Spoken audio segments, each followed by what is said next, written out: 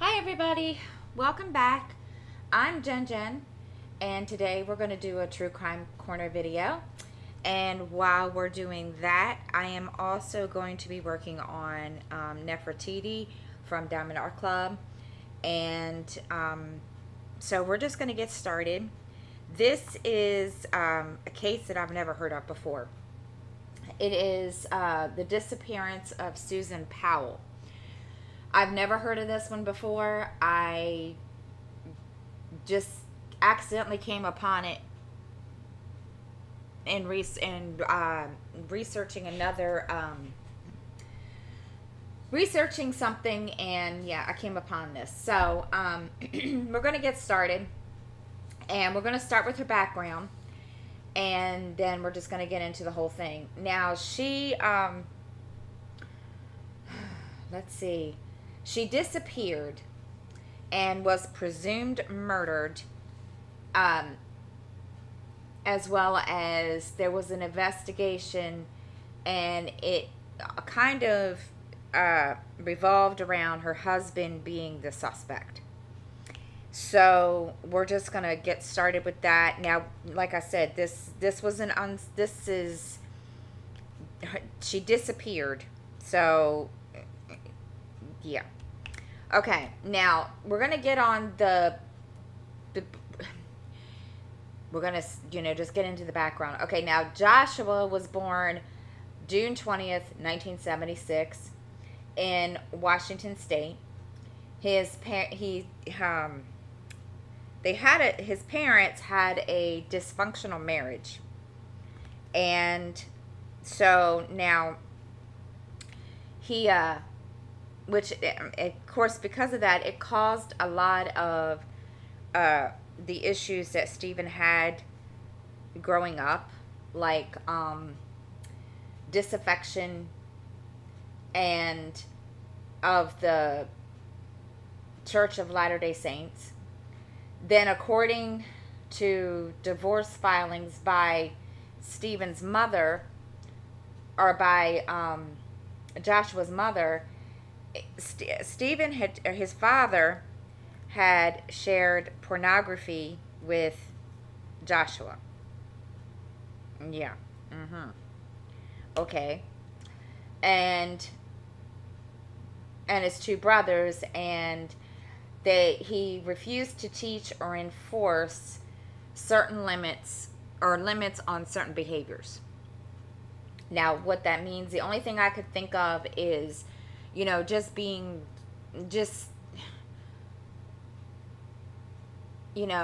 this could be why he is the way he is.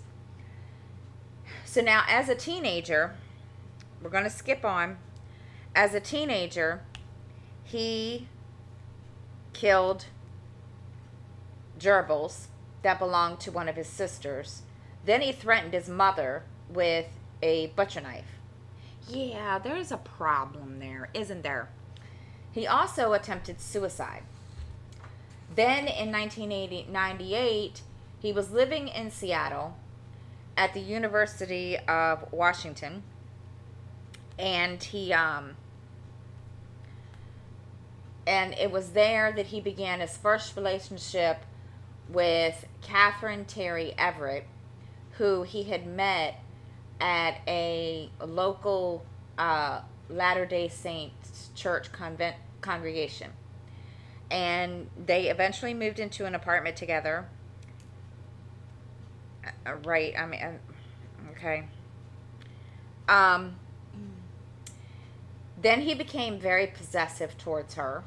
He would impose instructions and limitations on what she could and couldn't do, and all that kind of stuff.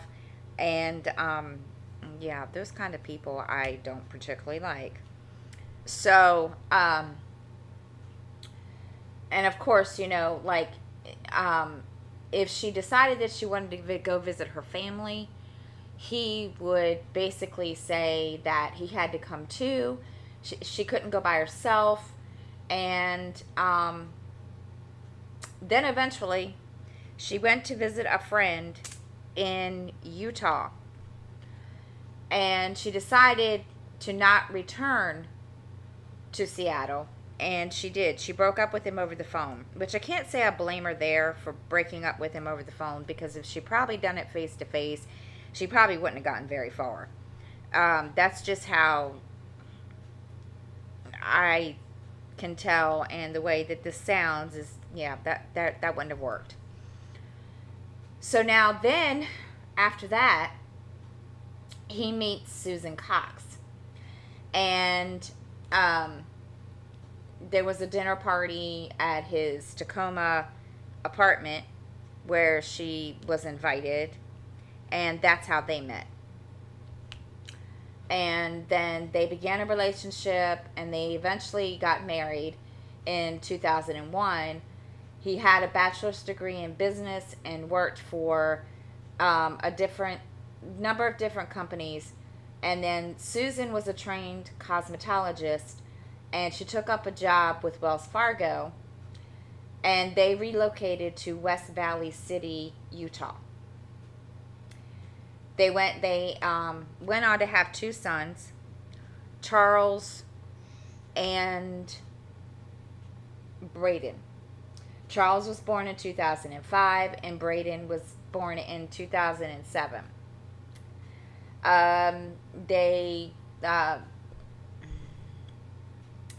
So now the disappearance. So now on the morning of December the 6th of 2009,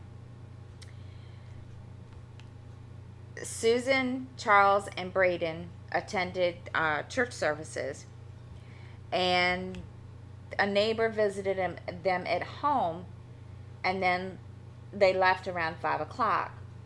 That was the last time that Susan was seen outside of the home. So, yeah.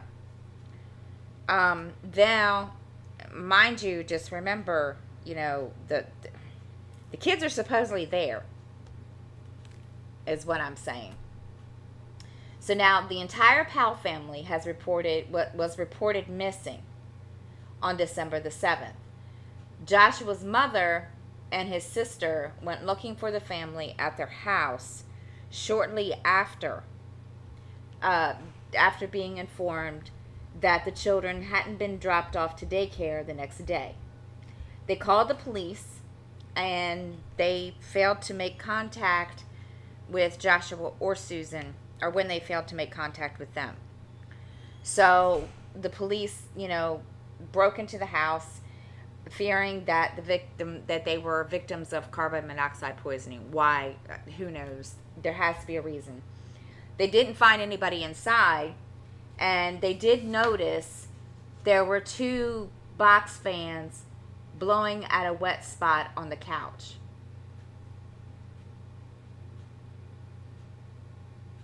That's okay. Why would you up and disappear, and then just leave the fans? Was he intending to come back? I'd really like to know. So now she didn't show up at her job. Her purse and wallet were is this the end of my color that I need? Oh no. Her purse and wallet were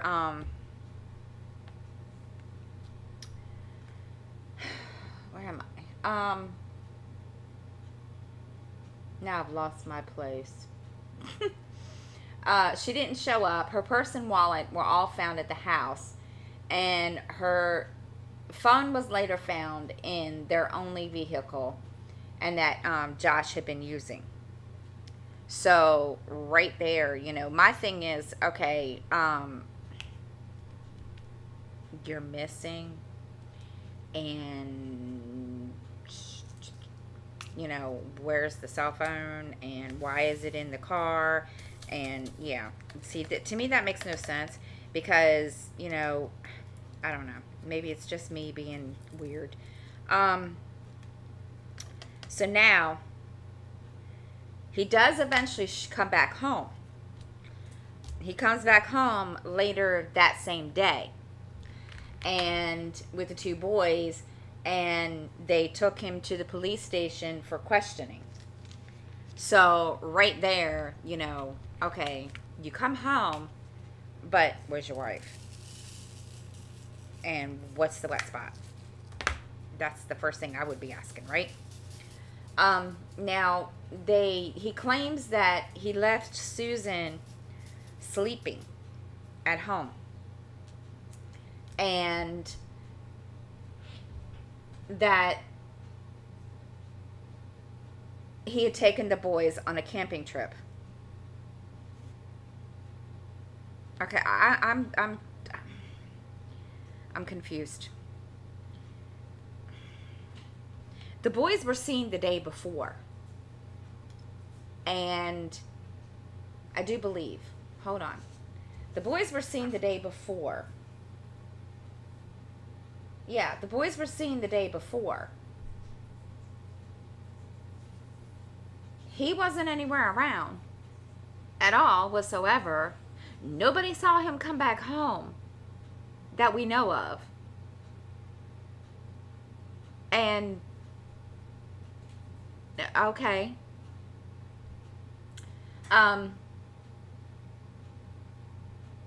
They visited the place where he said that they were going to go, that they went to go camping. The police went to where they went to go camping. They didn't find any kind of evidence to suggest that Joshua had gone camping with his children. So, they found it. They also found it suspicious that he would take his the boys out camping in blizzardous conditions, and that he was scheduled to go to work at his job, and he had not told his boss that he wasn't coming to work. So right there, that's kind of suspicious. I'll give him that. So now they go and they start investigating, excuse me. Now, they search his home on the 9th of December, which is 3 days after three days after she's missing. They find traces of Susan's blood on the floor, and there was also a life insurance policy of $1.5 million that was in a handwritten letter from Susan that expressed that she was scared for her life and so forth. I would be too. Now the DNA results that were released in 2013, there was one blood sample, and it came from an unknown male contributor. So they have no clue who this person is. So now, they can't really pin it on him. So then in 2012, they released documents that showed that Joshua took action that were regarded suspicious following Susan's death. He started liquidating all her retirement accounts. He canceled her weekly chiropractic appointment, and withdrew his children from daycare. He also had also investigated. They also found out that he asked co-workers how to hide a body in an abandoned mine shaft that's in the western Utah desert. They interviewed the eldest son, Charlie, who confirmed that the camping trip that Joshua described took place, but he stated that Susan had gone with them, but she didn't return. So, he kind of I this guy, this guy just, is weird. But anyway, so, remember now, Joshua said that he left her home and he took them camping. He took the boys camping. He didn't take Susan. So then, after her disappearance, there was like weeks after her disappearance, a teacher reported that Charlie had claimed that his mother was dead.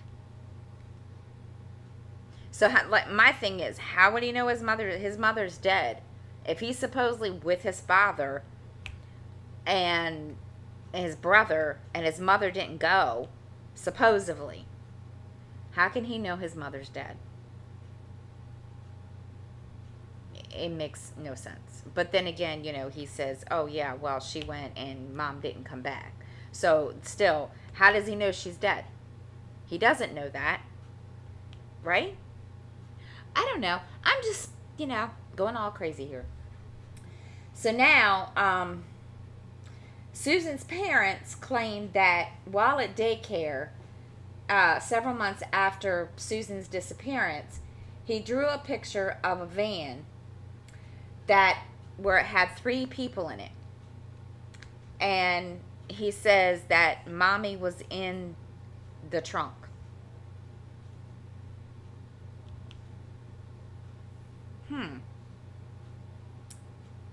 So you know what I'm thinking here? Now, I hate to say this, and I don't want to be like, my thing is, I think what happens here is, and I don't know, because like I said, you don't know what Josh was thinking or what he was thinking or whatever. But my thing is, I guess, little kids, people don't realize, and I have to say this because this is from experience. People don't realize children see a lot more than we give them credit for. And like I said, that's just, I know this because I've seen this, but we don't give children a lot of credit when it comes to seeing things more than what, they see things more than we do. So now they informed the media that they had planned on questioning Joshua again. So, they're going to ask him again, what happened to Susan? And they do. They subpoenaed all the footage of Joshua from the local TV stations, and also the footage that was not aired. Then he retains an attorney in connection to the investigation. Now, I don't know if this is before or after. Excuse me. I don't know if this is before or after, they kind of make it known that he's, suspect. It doesn't, I'm assuming, it is. But he does become very, very uncooperative. And then, he took his sons to stay in Washington State. And then by Christmas Eve of that year, he became a person of interest in the case. Then on January 6th, he did return with his brother to pack up the family's belongings, and they basically said that he was moving back there permanently. So now, that's, that happened in 2010. Now, between 2010 and 2012, there were some developments to the case. He occupied a home with his brother, his father, and his sons, and his sister, Alina, and his other brother, Jonathan. He indicated that, he would rent out his house. It was reported that he had went back to Washington State from Utah because he lost his job. Okay. So, here he is, that's his reason why he left. So now, there was a website that was that was launched, susanpowell.org, and it was described as the official Susan Powell website. And this was, there were entries, anonymous entries that supported Joshua. Now, were they from him? I don't know. Now, then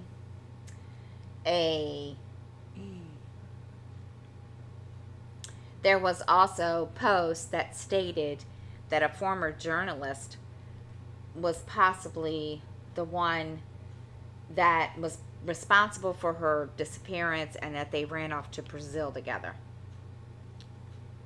Yeah, okay. So now, you've got that little whatever brought up into the whole mess. So they, the scrutiny extends to Stephen after they learned from a family friend that he had been obsessed with his son's wife. Okay. Now, mind you, Josh was married, and he's obsessed with one of his friend's son's wife. I mean, seriously? Okay. Wow. All right. So now, there's that. So now,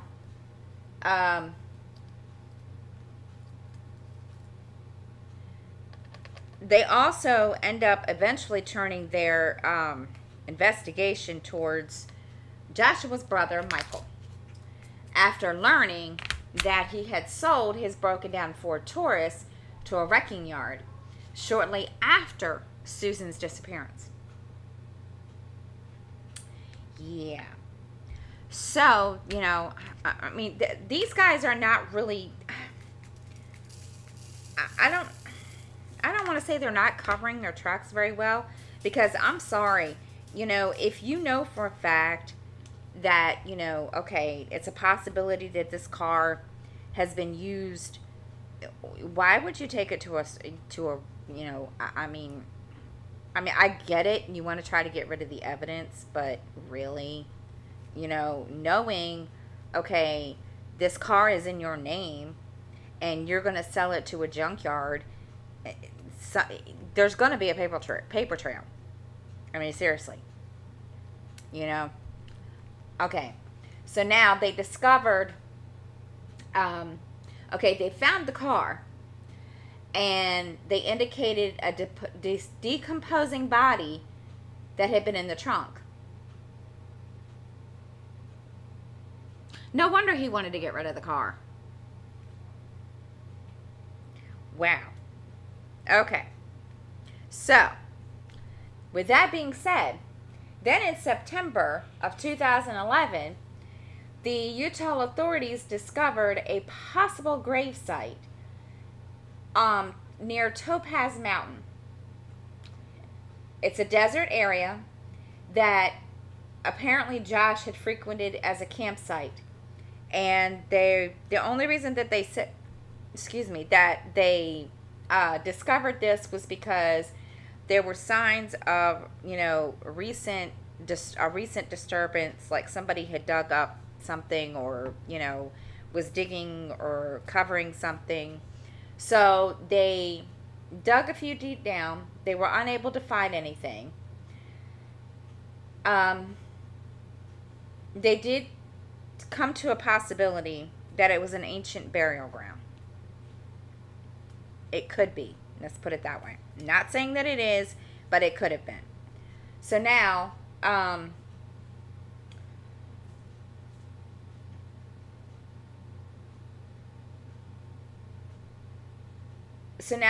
relationships between Sharon's family and Joshua's family do become very, very hostile. They raid their home in 2011. Both Joshua and Stephen had, spoken to media outlets and, you know, regarding journals that Susan had allegedly written. And he claimed that Susan had been falling in love. Oh, wait a minute, excuse me. He claimed that he and Susan had, Stephen claimed that he and Susan had been falling in love prior to her disappearance.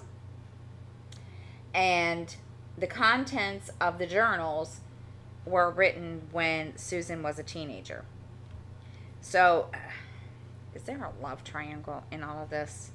I don't know. I'm really, this is, mind you, this is confusing me as I'm sitting here talking. It confused me when I was reading it earlier because I was like, what?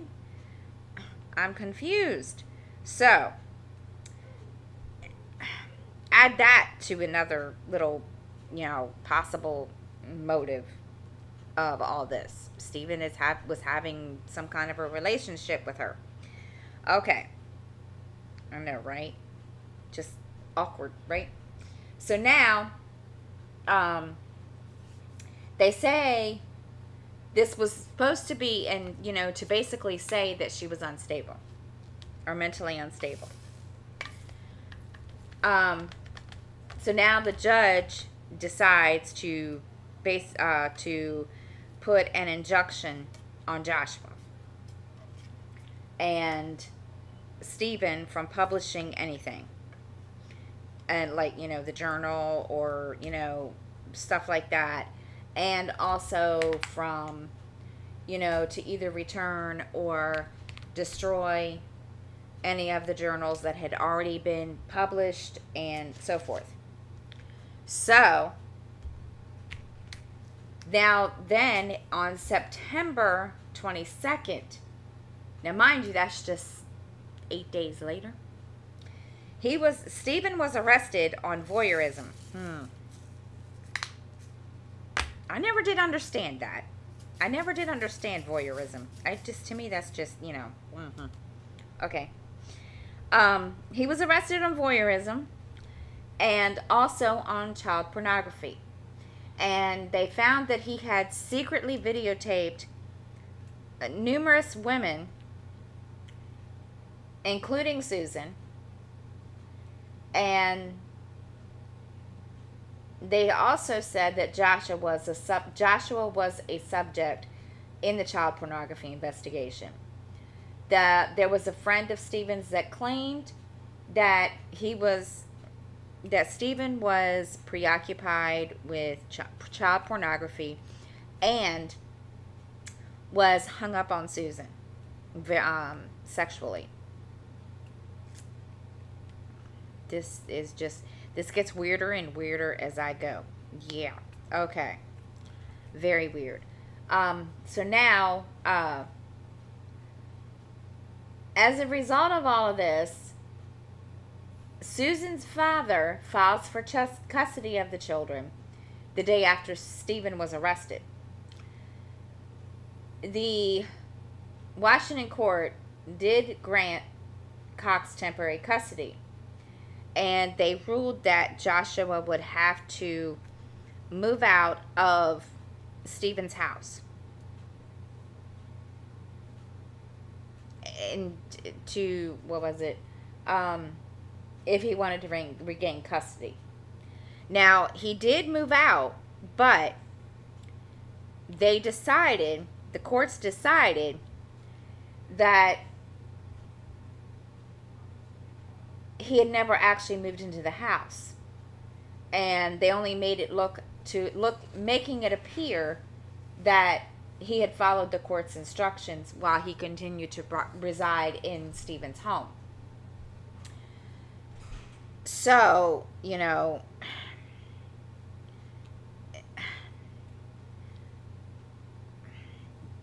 now I'm gonna stop here. You know, like, I've never understood, you know, these. I don't want to call them cults, because that would be wrong. But then again, in a way, it is. But the Latter-day Saints is, you know, I don't think this has anything to do with the Latter-day Saints, but it just makes me wonder, you know, if that is not a factor in all of this. And I just yeah, I don't want to, like, sit there and say, yeah, it is, and it's not, and yeah. So now, in 2011, in September, late September, Joshua's sister, Jennifer, stated that she had believed Joshua was responsible for Susan's death. So, you know, not everybody is as innocent as they seem. So, you know, he's not, I don't know why she would think that. His other sister had also been suspicious. So he's not the only one. She's not the only one. I mean, obviously, you know, both of the sisters are like, yeah, why? Doesn't make any sense. And that they, you know, she later withdrew her suspicions. And then by this time, they had spent, West Valley City had spent more than $500,000 on this case. Holy crap. So then the mayor indicates that he felt that the case was worth the expense, and we feel that we're getting to the tipping point where we have more hot evidence than we have had in the past 2 years. And he said that the case was moving forward. So obviously, somewhere along the line, they have evidence that they hadn't shared with anybody yet. And, okay. So then, in 2011, Joshua then undergoes a series of court-ordered evaluations in Washington State. They were, the evaluations were basically, you know, overseen by James Manley. And this was to determine if Joshua had adequate parenting skills. Okay. I hate to see what Joshua thinks of adequate parenting skills. Whether he had a steady employment history, no criminal record, or a history of domestic violence. He also raised concerns about the ongoing criminal investigation and Joshua's failure to admit normal personal shortcomings and his overbearing behavior with his sons. Okay. So then, he was very defensive. He was paranoid. And the recommendation for Joshua to have his visitation was supervised by a social worker. So now, in the last week of 2012, and yes, you will see this. I'm sorry, but I need. So in the last week of January, Utah discovers there are 400 images of simulated child pornography. Okay? Yeah, okay. And incest that were seized from the Powell home. And a couple other things that they call. And I don't want to get, no. It's just really crazy, weird crap. So, then,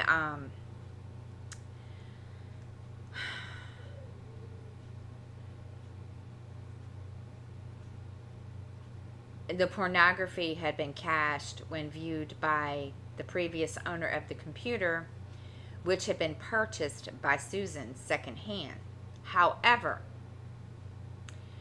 The authorities in Utah misled the court and accused Joshua of having viewed the images. The images were not illegal due to the there was a cartoon-ish 3D format, and were that was cause for concern. And you know, this only reason that, you know, this was a cause for concern because of the what do you call it, that Joshua had denied earlier of possessing any such material, and he was then recommended to receive psychosexual evaluation, okay, and a polygraph test.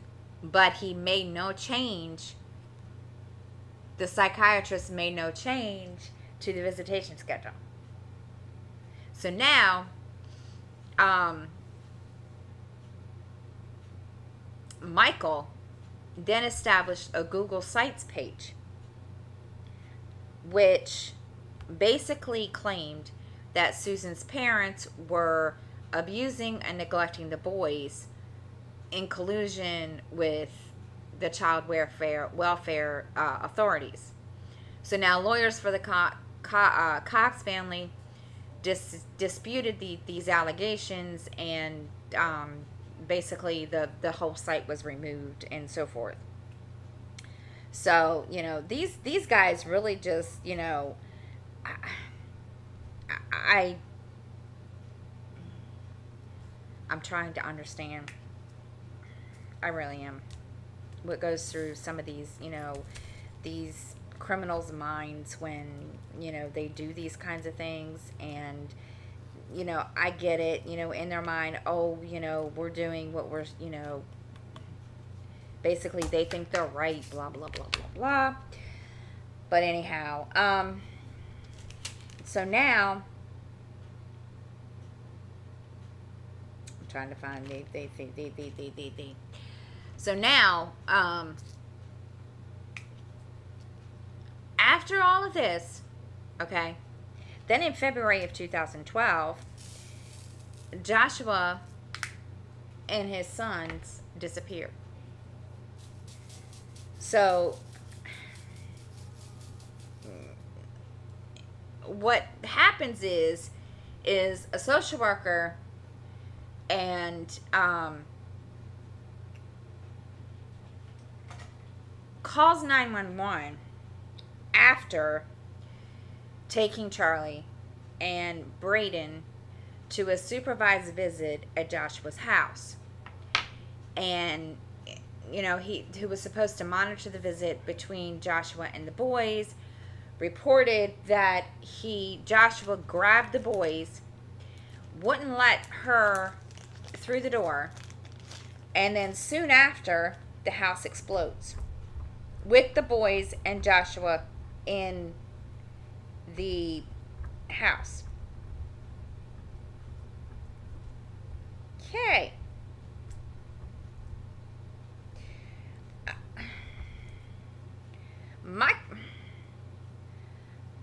Yes, I'm speechless because I'm like, I'm trying to understand this. So they treat this, the authorities decide to treat this as a double murder suicide, and that they think this may have been deliberate. Well, obviously it was, if he wouldn't let the social worker in the house. So my thing is, was he trying to, you know, save, I don't know. Like I said, you know, I don't understand half of what, you know, goes through. I don't understand half of what this guy is, you know, has done, is doing, or what have you. It just really makes no sense to me. Just kind of, you know, freaky weird. So now they notify Stephen, who was already in jail, but he didn't seem to really, you know, seem upset. But he was angry at the authorities, who then inform him So, okay, that really doesn't make any sense, right? Right. So then 2 weeks later, Stephen invoked his Fifth Amendment right to answering any questions that pertained to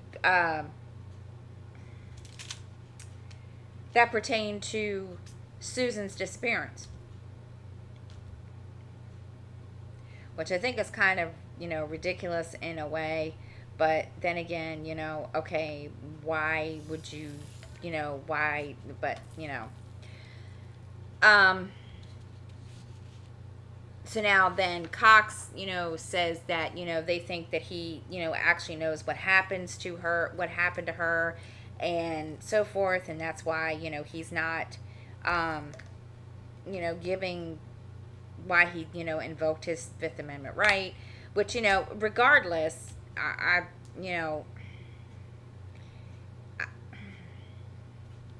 he obviously didn't want to get, blamed for something that was probably Joshua's fault, but still. But then again, it makes me wonder, did Stephen know what was going on? I'm beginning to think that he did.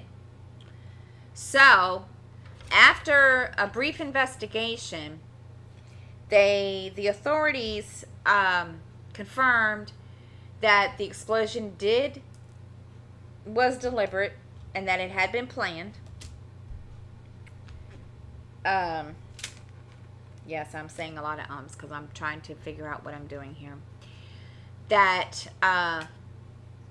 the cause of death was carbon monoxide poisoning, and the children had significant chopping injuries on the head and neck.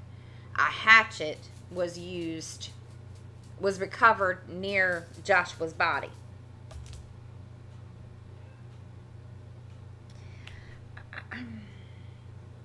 I don't know what to say to that, because I don't know what he was trying to do, unless of course he was just trying to I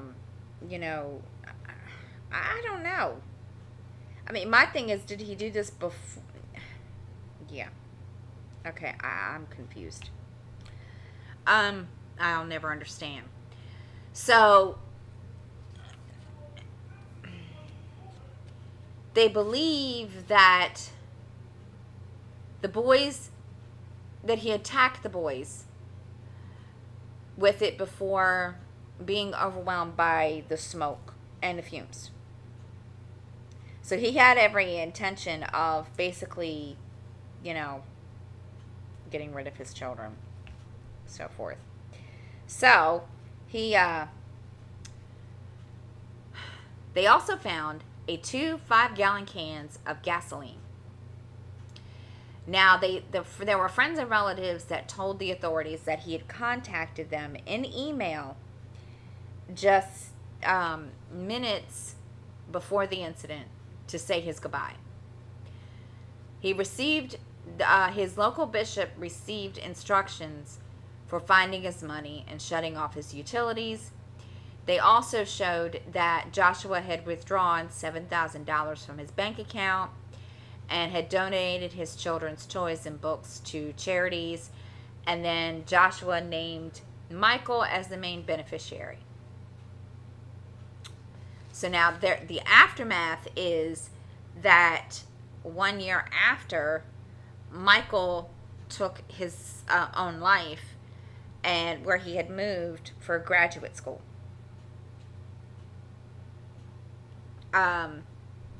He jumped from the roof of a parking garage. The police had, they did eventually, in 2012, question him, and he was evasive. And then, the police then, decided, and it, basically came up with the assumption that Joshua and Michael were the accomplices. So now, then in 2013 of February, this is the same month that, you know, Michael killed himself. The psychiatrist that did the evaluations of Joshua acknowledged that, you know, he had superstitions about Joshua, but he didn't mention these in his report because they were beyond the scope of what he was asked to do. I get that, but still. I mean, don't get me wrong, I know patient confidentiality comes in here and plays somewhere, but my thing is, there's got to be a way or something for people to kind of, especially when, you know, you have this assumption to say, look, something's seriously wrong here. And I'm not comfortable with, you know, what you know, I'm suspicious and I'm not comfortable with the suspicions I'm having. But no, he never did anything about those. So to me, and I can't really say that it is, you know, this psychiatrist's fault because, you know, really technically it's not. But I don't know. It leads me to wonder sometimes.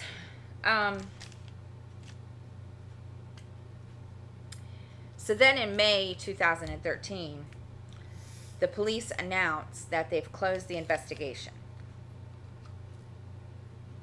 Because, you know, again, you know, they have no proof that, you know, Joshua really did anything. But, you know, this, in a way, you know, I don't know. So they closed the investigation into her sister, you know, to Susan's disappearance. So now Joshua's sister wrote a memoir on the Powell, about the Powell family and so forth. And now, then in May 2015, hang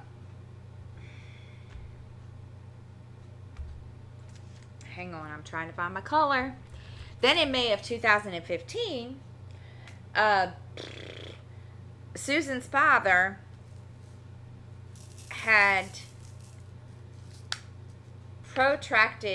won a protracted court battle over Susan's estate.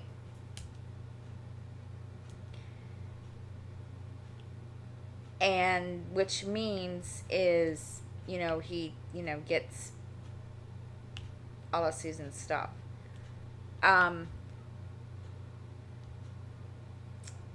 They did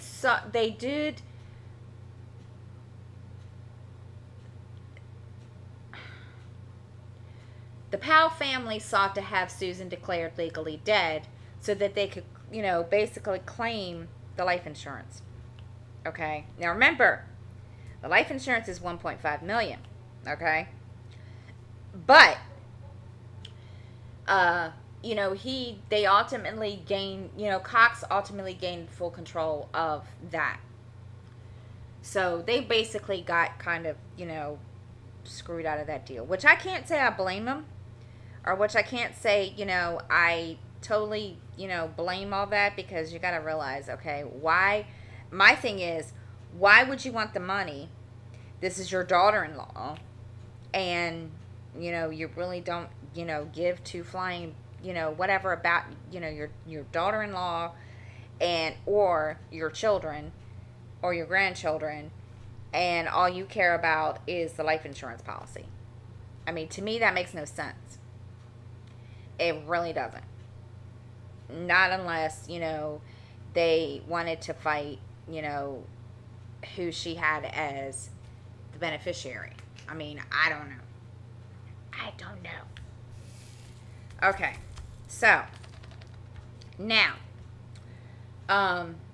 Stephen Powell was released in July of 2017, and he did die of natural causes, I believe. Yes, natural causes. She remains a missing person, and it is still widely believed that, you know, her husband Joshua killed her. They have not really, you know, said who killed her. They don't really have any kind of proof on who killed her. So it's basically one of these unsolved mystery thingies of who killed her. So yeah, there really isn't any, she just you know, she remains a missing person, but, you know, she's been given the same fate as her kid, you know, her children. So that's really it, guys. That's all of that one. And I do appreciate you watching. I hope everyone has a great week, and I will see you next time. And thank you so much for watching.